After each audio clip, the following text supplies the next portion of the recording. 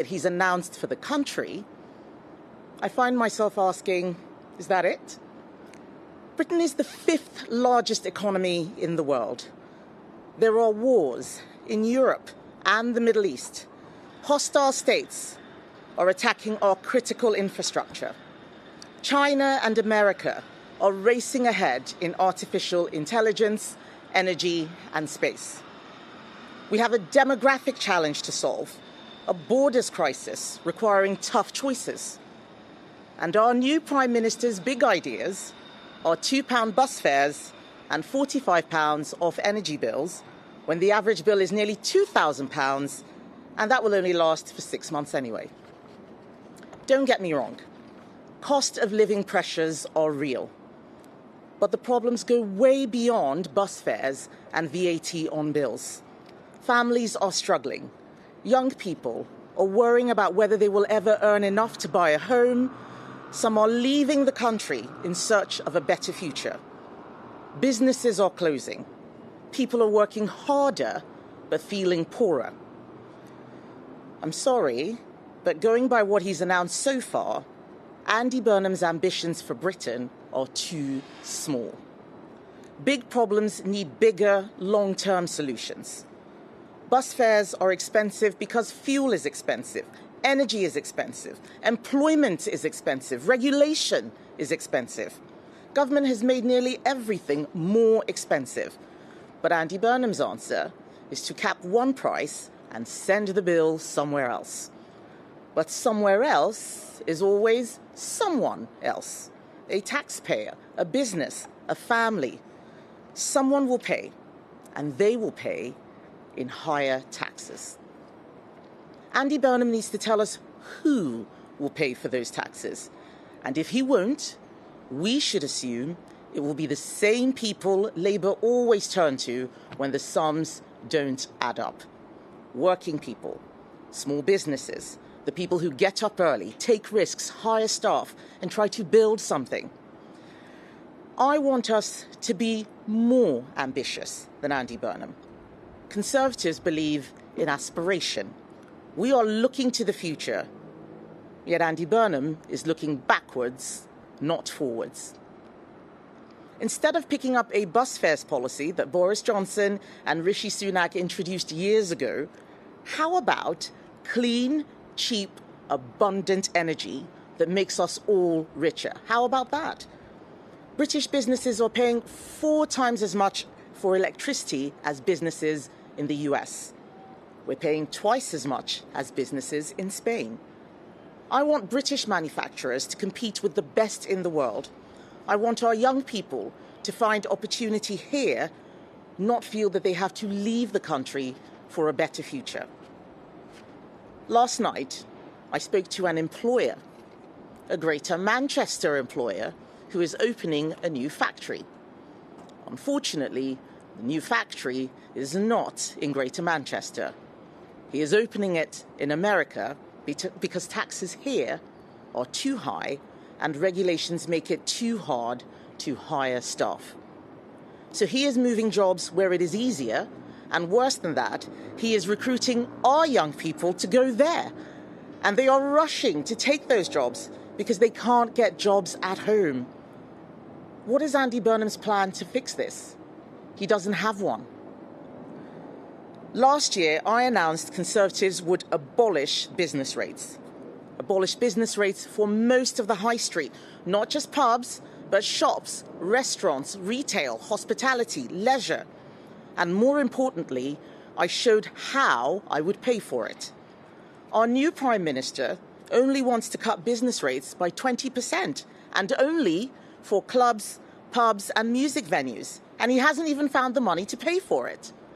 Look, I like to have a good time as much as the next person, but surely he can do better than that.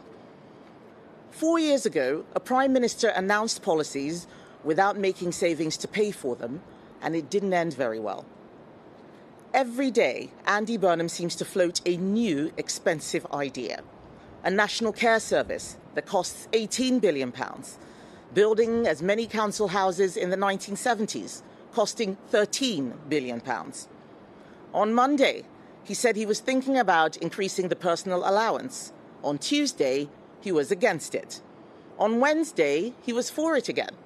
Does anyone know what he's thinking today? Because I don't. He doesn't actually know what he wants to do. He is thinking out loud.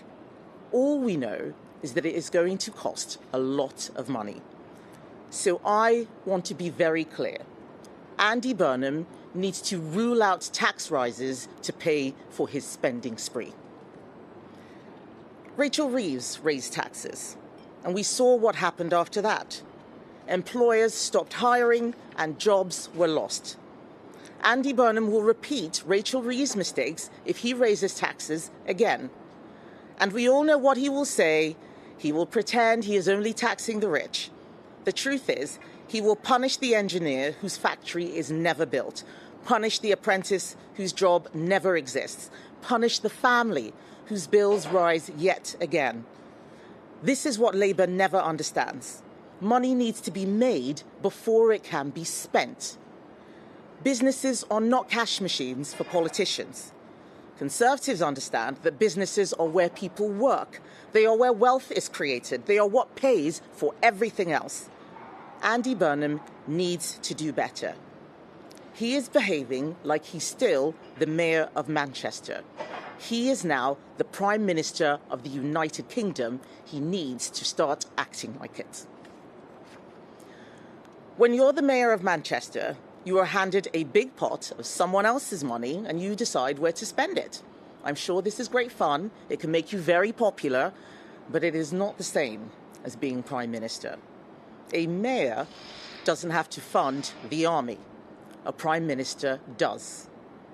Right now, even his Chancellor has said the Defence Investment Plan is £8 billion short. We don't know where that money is coming from. 3 months away from the next budget, there is already a growing hole in public finances for the new Chancellor to fill. Andy Burnham seems to have no interest in cutting spending, no interest in cutting the welfare bill. I made an offer to him to help get welfare cuts down in Parliament. He replied to my tweets about his T-shirt, but he didn't reply to my letter about defence.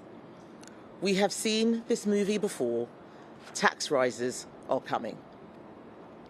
I have bigger ambitions for our country. I have an optimistic vision for Britain. If we want to be a richer country, a country where the cost of living doesn't bite so hard when tough times hit, we need to create wealth, not destroy it. My vision is grounded in reality. It is honest about the trade-offs we will have to make to deliver this richer, more prosperous country.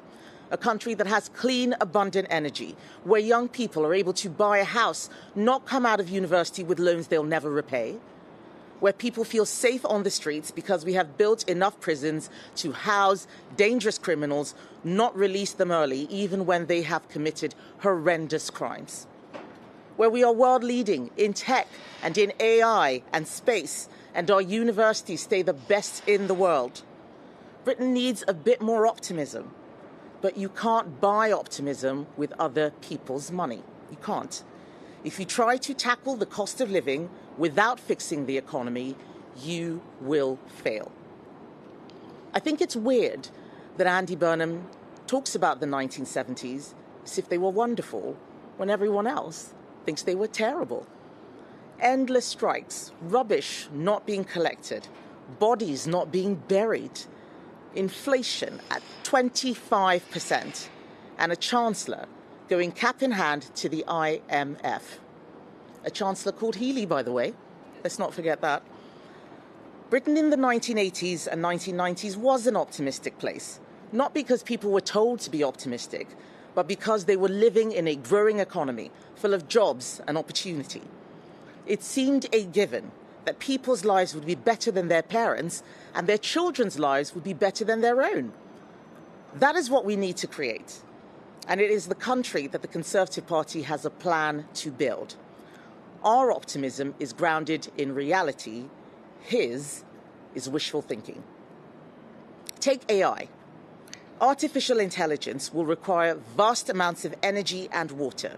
Data centers will go where power is reliable, where infrastructure is ready, and where government understands what industry needs. This is what we should be doing now. Instead, Labour is refighting arguments from 50 years ago. They've just nationalised British Steel. Andy Burnham is now talking about nationalising Thames Water. Nationalisation is not a solution. It's just a process. The problems remain. Changing the ownership structure does not build a single reservoir. It does not lay a single pipe. It does not create the water infrastructure we will all need in the future. But make no mistake, we will all be carrying the cost. While America and China compete over artificial intelligence, advanced manufacturing and space, Andy Burnham is offering another layer of regional government and a cheaper bus ticket. He needs to lift his sights, because the world will not wait for him to get his act together. Cyber attacks crippling our businesses will not stop while he floats his ideas with the public. China will not slow down because Whitehall has launched another consultation. And Russia will not be deterred by more devolution. The threats are real. They are growing, and Britain must be ready. Andy Burnham should have been ready before he manoeuvred himself into number 10. The first duty of government is to protect the country. A serious Prime Minister should be talking about national resilience, about defence, about energy security, about sovereign capability. If we want Britain to lead in artificial intelligence, we need more young people studying maths and languages. If we want to compete in space, we need the ambition and know-how to do it, not leave it to China and the US to carve up. If we want manufacturing to return, we need energy that industry can afford. These are the choices that will determine whether Britain succeeds or fails. And before you say, why didn't you do this before? Well, I wasn't in charge before. Yes, Conservatives made mistakes in the past. I've never shied away from that. We didn't always deal with the causes of Britain's problems. Too often, we managed decline instead of reversing it. But I am the new leader of the Conservative Party, and under my leadership, we are doing things differently. We have spent time working out what went wrong. We have listened.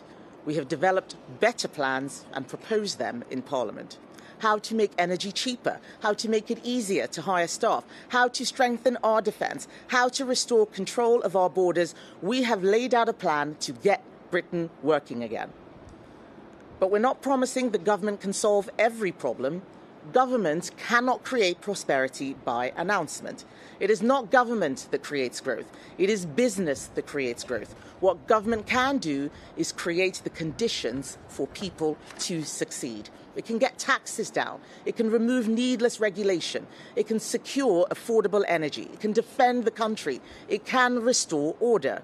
And then it can trust the people to build, to generate jobs, to create growth. That is our ambition. That is our plan. We are the party of common sense, and we have a plan to get Britain working and unite the country. Andy Burnham may be a nice guy, he may dance well enough, but Britain does not need a Prime Minister with small answers to big problems. It needs a government that looks forwards, not backwards. A government that understands the scale of the challenge. That is the future Conservatives are preparing for, and that is the future we will deliver. Thank you, ladies and gentlemen.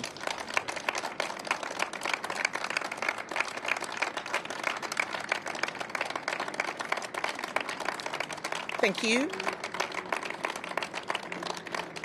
I'm now going to take questions from the media. I can see some of you squinting. I hope you can all see me. Not everybody's got sunglasses. I'll try and move quickly if that helps. Let's start with Harry Horton from ITV. Thank you very much, Harry Horton, ITV News at the back here. Andy Burnham has said that he's willing to work cross-party on some of these big issues. Is that something you're willing to engage in? Will you work with this government to tackle some of the big issues that you've just talked about? We're very willing to work cross-party to tackle the big issues, but they need to be serious about that. What I'm not going to do is just write him a blank cheque to do whatever he wants. We need to agree on the things that need dealing with. We need to fund defence. We need to cut welfare. If Andy Burnham doesn't want to do those things, then I don't think he's serious about working cross-party. I've written him a letter offering to work cross-party. As I said in my speech, he hasn't replied to the letter, although he has replied to the tweets, and he's done lots of memes and jokes. But I think it's time for him to start getting serious. Thank you. Chris Hope, GB News. Yeah, Kemi Badenoch, a great plan now you're setting out for your party if you win power. Do you want an election now, or are you not ready for one? Chris, I'm always ready for an election. I'm the leader of the opposition. We always want an election because I believe, Conservatives believe, that we have got a plan. We're the only ones talking any common sense. We're the only ones who've actually explained how we will make energy cheaper. No one else is doing that. Being ready for an election is just one part of it. You've got to be ready for government as well, not just ready to deliver leaflets. And we have a plan for both. We have a plan for an election. If Andy Burnham wants to call a snap election, we're ready. We have a plan for government. But I have said that if he's breaking away from Labour's manifesto and not funding defence, then he should call an election. John Healey resigned from government because he said Labour wasn't protecting the country. If that doesn't change, I would be expecting John Healey to resign again. He is the Chancellor now, so he should find the money. Otherwise, there should be an immediate general election. Thank you. Lucy McDade from Sky News. Hello. There are reports in The Spectator today that former Home Secretary Grant Shapps has failed in his bid to be reselected as a candidate. Can you confirm if that's correct? And if so, are you kind of just unapologetically purging people from the party that used to have a place in it? Lucy, you wouldn't expect me to be commenting on anybody's application for candidates and to be speculating about rumours. What I will say right now is that the Conservative Party is a serious party. We don't treat our former MPs or our candidates like tittle-tattle for Westminster gossip. We treat people better than that. I'm not confirming any kind of thing that's in The Spectator. What I will say is that we're going to be announcing candidates shortly, and you will see that this is a very different party from the one that was removed from government in 2024. We have got a plan, and everyone is focused on delivering for the country. That is what I want people to see, that this is a new and different Conservative Party. Thank you. Chris Mason from the BBC. Thank you, Chris Mason, BBC News. Do you think your job has got harder or easier as a result of the change in Prime Minister? My job is my job. Let's wait and see what happens when Andy Burnham comes back to Parliament. I'm the leader of the opposition, and right now what I see is a Prime Minister who's running away from difficult questions. All of these announcements which he's made, he should have made in Parliament so we could talk about funding, so we could ask about the defence investment plan. He doesn't want to answer those questions. He wants to answer questions about whether he's put milk in his tea. So like I said, I think, Andy Burnham is probably a fun guy to hang out with, but does he have ambitions for this country? I'm not sure. I think he still thinks he's the mayor of Manchester, and I'm going to do my job and remind him that he is now the Prime Minister of the UK. He needs to start acting like it. Jason Groves from the Mail.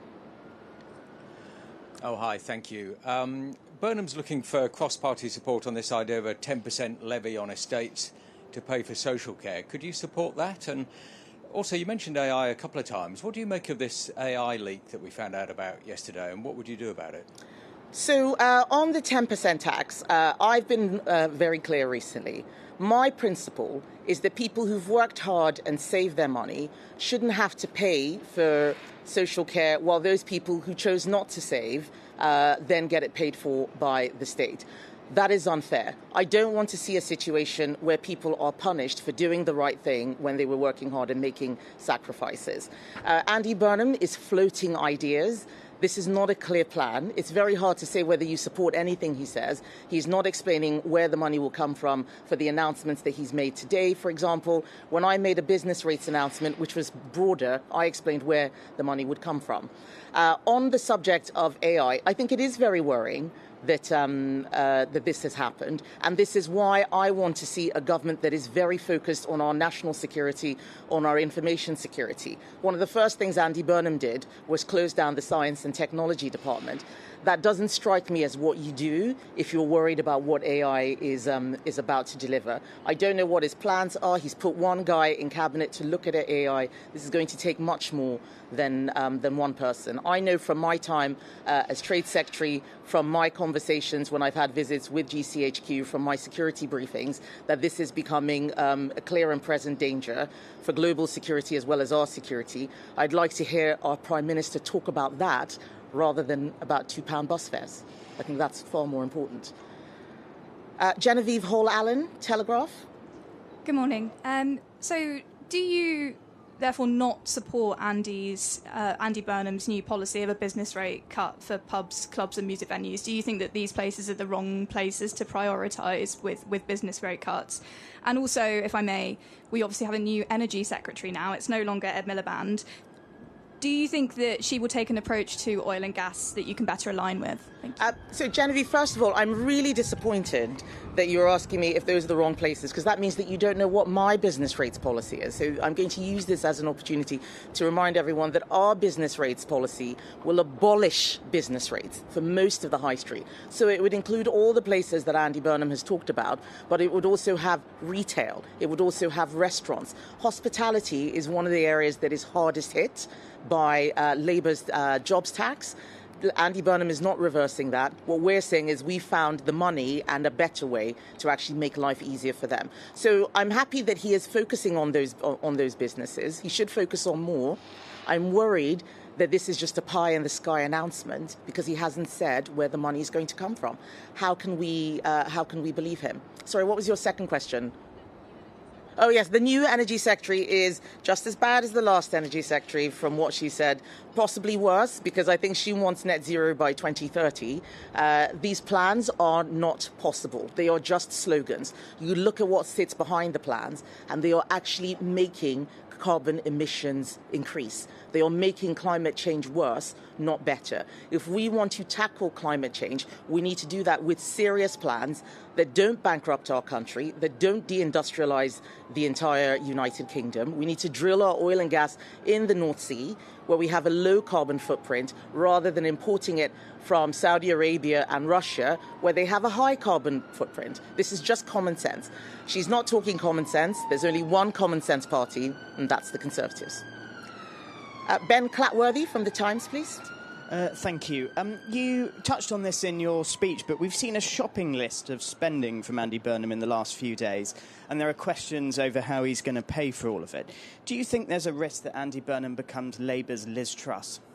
I did allude in my speech to a budget 4 years ago that didn't go very well. There were other factors, but the main factor was that the budget was not balanced. Spending without funding.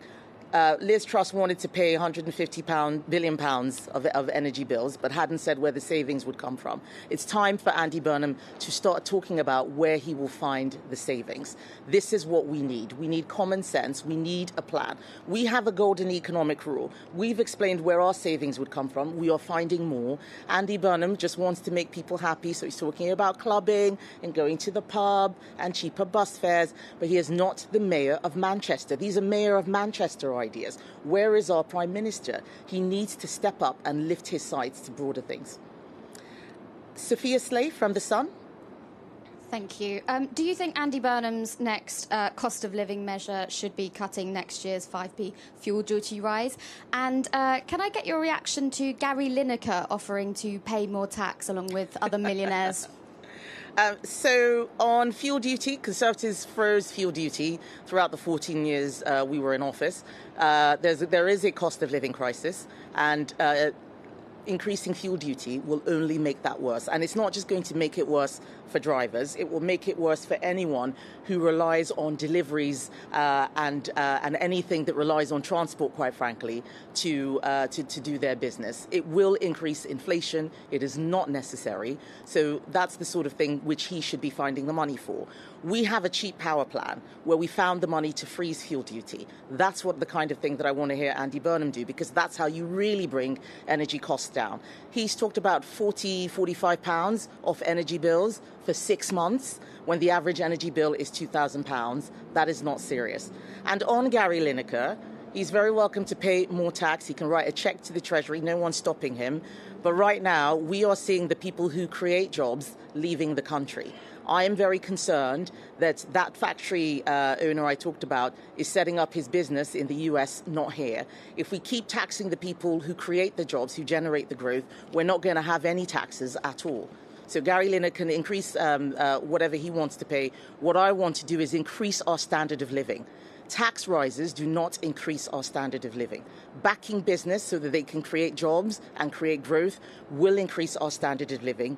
And that's how you deal with the cost of living, which was the first question that you asked. You can't deal with the cost of living by just giving £2 off here and £30 off there. You're just you're looking at the symptoms. You're not looking at the root cause. The root cause is that people aren't working. They're on welfare. We need to deal with that. Energy costs are too high. We need to deal with the root cause. Drill our own oil and gas in the North Sea. Get rid of net zero levies that are bankrupting the country, rather than just pennies here and there that won't really deal with the cost of living or the standard of living. Noah Hoffman from The Spectator, please. Thank you, Kemi. I was wondering, of Andy Burnham's new cabinet appointments, who you find the most terrifying. And secondly, you said that you love to have a good time. Do you have any holiday plans, or how will you be having good times this summer? They are all equally terrifying. And they are terrifying because I think apart from one or two people, everyone in Andy Burnham's cabinet has come from a charity, third sector, trade union, or worked for a Labour MP background. These are not the people that are going to turn the country around. You need a much broader spectrum of people. There's nothing wrong with working in the public sector. I work in the public sector now. But you need more than that. You need the experience, and they don't have it. And that is what really terrifies me. That's the thing that terrifies me. And yes, I do have holiday plans. I'm not going to tell you what they are because I don't want to see any journalists on my holiday. But thank you. David Williamson from The Express, please. Thank you very much. The last time, whenever Andy Burnham was Health Secretary and there was consultation going on social care reform, Conservatives warned of the danger of a death tax. Is any form of inheritance tax change to pay for social care reform a red line for you that you would rule out in terms of cooperation? And also, early releases are very much a concern in the news at the moment. Do you think it's the time for Nightingale prisons to be built to avoid the need of putting dangerous people back on the streets? Well, I'm not against Nightingale prisons. I am against rapists and murderers being let out. We never did this early release scheme. We looked at the problem and we found prison spaces elsewhere. We looked at other countries. We found ways to manage around it. But the bottom line is that we do need to build more prisons. That's going to need more money. And that means we need a bigger, stronger economy. We need a stronger economy to deliver that stronger, safer country. And I don't see Andy Burnham talking about any of those root causes. On social care, I refer back to what I said. The principle has to stand, that you can't do the right thing and put savings away only for that for you to be punished for that when someone else who chooses not to and just waits for the state to pick up the bill gets an easier ride. The principle on any social care plans that we have is that it should be fair on those people who do the right thing. Bethany Dawson from LBC. Hello. Do you believe Andy Burnham and his team are lying when they set out the ways in which they're going to cost these policies that they've set out over the last few days? And you spoke about personal allowance and Andy's different stances on it. What is yours? Would you raise the personal allowance? Okay. So, do I think they're lying? I think that they don't know what they want to do. I think he is one of those people who thinks campaigning is the same as governing and winning an election is the same as running a country. You listen to what he says. It's all about Makerfield. What about the rest of the country? Yes, he's the MP for Makerfield, but it seems like he wants to divide Greater Manchester from everywhere else. I mean, Scotland is unhappy, Yorkshire is unhappy, London is unhappy, Cornwall is unhappy. He is not governing for the whole country. He's governing just for his constituents because he didn't have a plan beyond his constituents. constituency casework. I don't think that that's what we need in a prime minister. On the personal allowance, look, I'm a tax-cutting conservative. I want low taxes, but we need to find the money first. Simply discussing what nice things we want to do without explaining how we're going to get there isn't right. I would like to see lower taxes across the board on individuals, on businesses, so that they can pay people more money. That's what I'm focused on now. I've put out our 5-point plan, how we're going to deliver an economic revolution. I've said where we'll cut energy costs. I've said where we'll cut taxes. More tax cuts will come, but more savings are going to be found. I've shown which regulations we're going to remove. More regulations are going to be removed. I've said how we will get people working. We're going to bring back flexible labour markets. We're going to scrap Labour's Job-Destroying Employment Rights Act. And we're going to back business and let them know they're actually welcome in this country so that they don't leave. We've got a plan for all that. I don't really know what Andy Burnham's plan is, and that's what worries me. Penultimate question, Lauren Bell-Cross from the Jewish Chronicle. Hi, Kemi. A question on foreign policy, if I may. Many in the Jewish community are concerned about what they see as Andy Burnham's increasing fixation on Israel. So his apology for the party's previous stance on Gaza. And then yesterday you had Wes Streeting use one of his first outings as Defence Secretary to criticise Israel. What is your reaction to that? And would you do things differently? I think that, yet again, this is a government and a prime minister and a defence secretary and even a foreign secretary that have the wrong priorities. We've just heard about how AI broke out of its test and hacked into secure servers, stole data, and pretty much destroyed the test that it was being put under. That worries me. This excessive focus on what's going on in Israel and Palestine is because that's what their backbenchers are concerned about. I have had my security briefings. I remember as Trade Secretary how important the relationship with Israel was, whether people like it or not. There are British citizens alive today because of intelligence that Israel gave us. I am very worried about a lack of cooperation because this government wants to please its backbenchers. They need to do what is right for the country, not what is right for the Labour Party. And right now, Andy Burnham seems to be managing the country for the Labour Party, not for the United Kingdom, and not for the people of the United Kingdom. I think that's completely wrong. And final question, Millie Cook from The Independent, please. Thank you, Kemi. Nigel Farage is facing pressure over his finances, and Labour has been lagging in the polls for a while now. Why aren't the Tories out in front, and why are voters not flocking back to your party? Because voters haven't seen that there's an election yet. They're looking to see what this new Prime Minister is going to be like.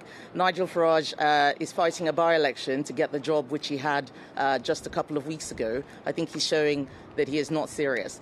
But voters flock in an election. I think looking at polls just give you a snapshot of what people may be thinking. They're not actually what happens in an election. And I always remind people of the 2017 election when I became an MP for the first time. We were 20 points ahead in that poll and we lost our majority. What's important is the plan you have for government. Running around chasing polls is what Andy Burnham is doing right now. I can tell that he has looked at what do the polls say and what do I need to do. That is not how you run a country. That's not going to be my way. I'm going to be taking long-term decisions, sometimes tough decisions. I will explain where the money is coming from. It'll all be common sense, and people will see that I've actually got a plan to get this country working and bring people together rather than divide them like other parties would do. Thank you. Oh, yes, sure. Yeah. So question from The Guardian. Wait for the microphone. Just two very, very quick things. When Andy Burnham was Greater Manchester Mayor, the growth rate in Greater Manchester was in general considerably better than the UK average. Do you think he was just lucky, or do you think it was partly what he did? And then the second very, very quick one is that you recently give quite a few speeches and interviews where you say the Conservative Party under you is quite considerably always moving further towards the right. I'm told every time you say that in Lib Dem HQ a kind of cheer goes up because they think that their blue wall seats are now, the 60 or so seats they won for you last time are more and more safe.